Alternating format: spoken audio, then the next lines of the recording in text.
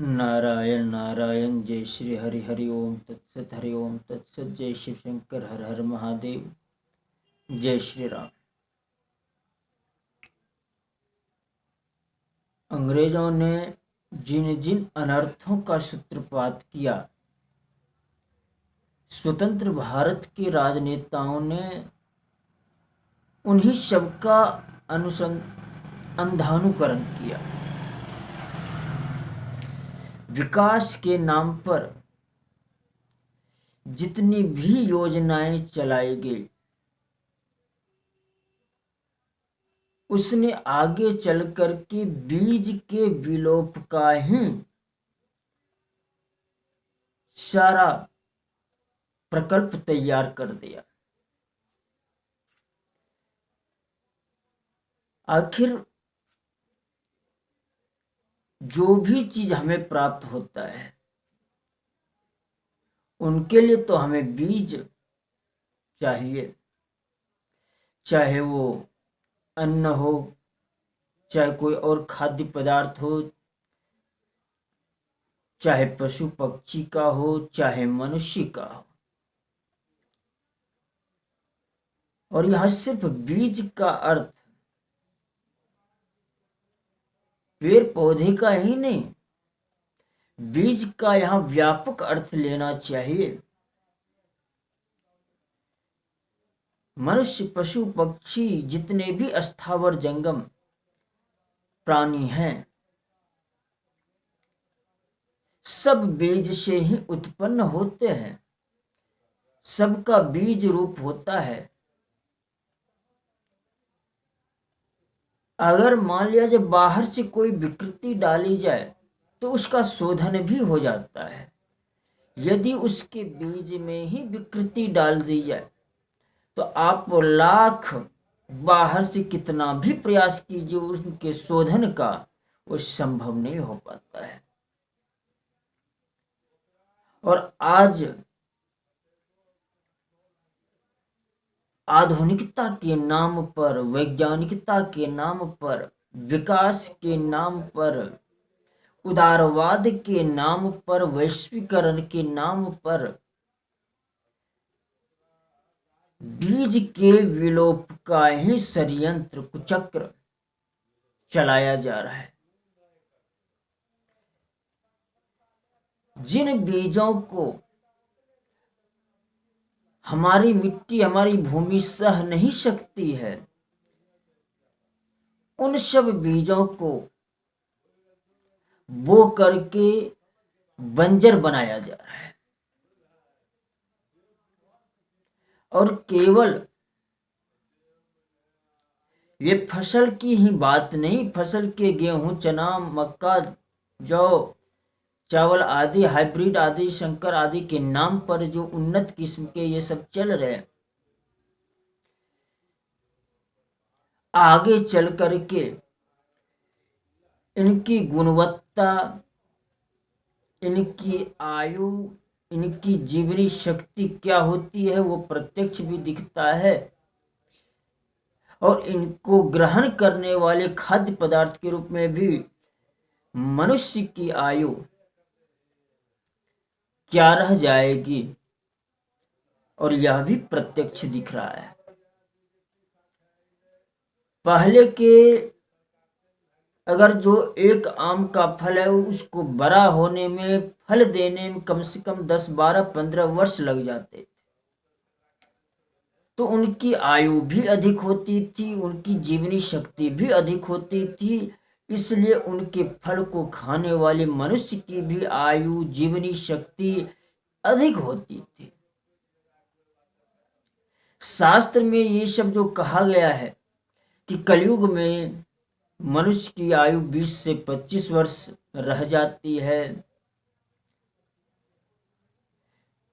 तो इस एक वाक्य से यह समझ लेना चाहिए कि भविष्य में ये जो कुछ भी विकास के नाम पर, आधुनिकता के नाम पर हो रहा है,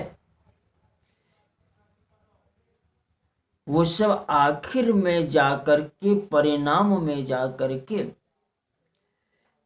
सारे जीव जगत की ही आयु, जीवनी शक्ति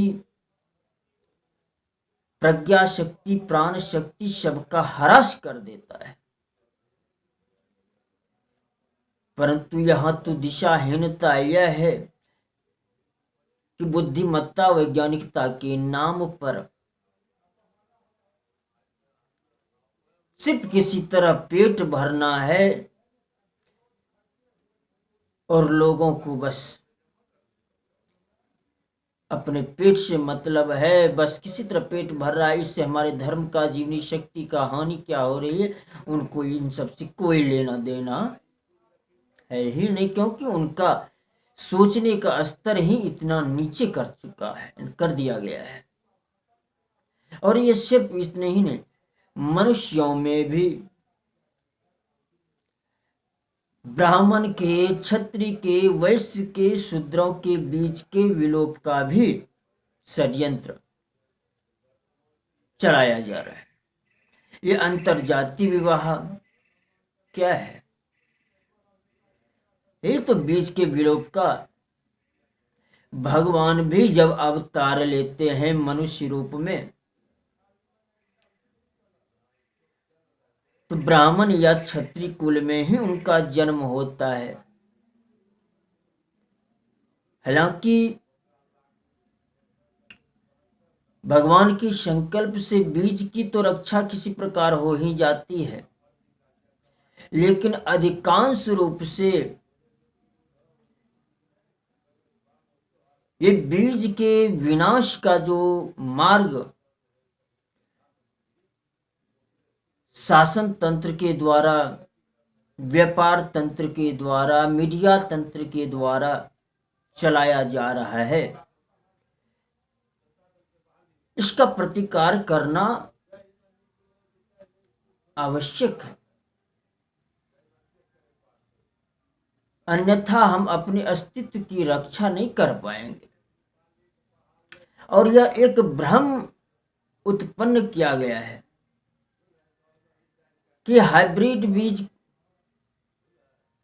अगर हम नहीं, उन्नत किस्म के नाम पर जो ये हाइब्रिड बीज, संकर किस्म के जो बीज बोए जाते हैं,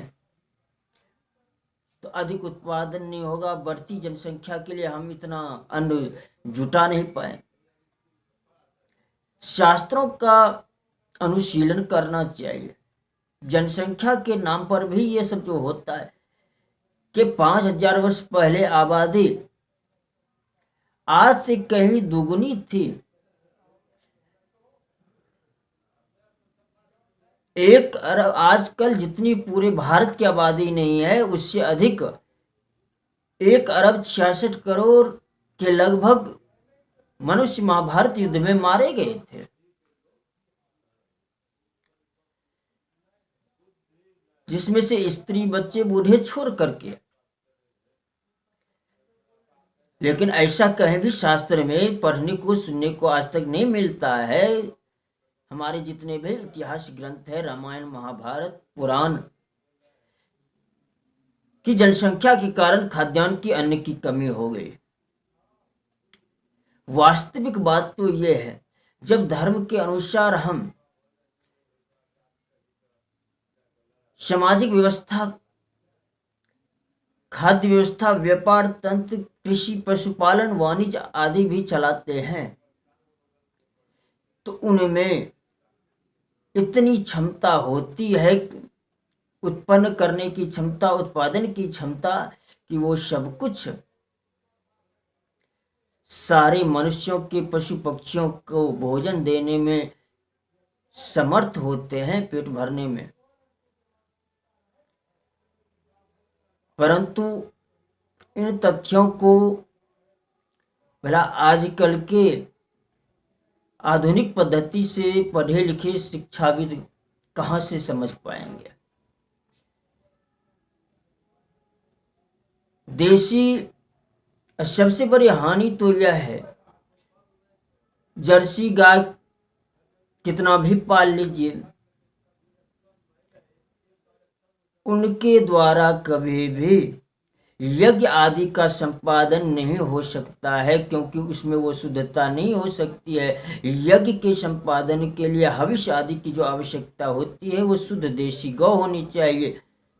उसी के घी आदि पंचगव्य आदि से जो हविष्यान्न तैयार किया जाता है, यज्ञ में आहुति डाली जाती, उसी से देवता तृप्त होते हैं, अन्यथा नहीं। इसका अर्थ हुआ बीज के विलोप के कारण हमारे धर्म का लोप होता है। धर्म के लोप से देवताओं का भी आहार नष्ट होता है, जिसके कारण देवता संतुष्ट होकर के जो वर्षा आदि के द्वारा मनुष्य को तृप्ति प्रदान करते हैं, अन्न आदि को पुष्ट करते हैं,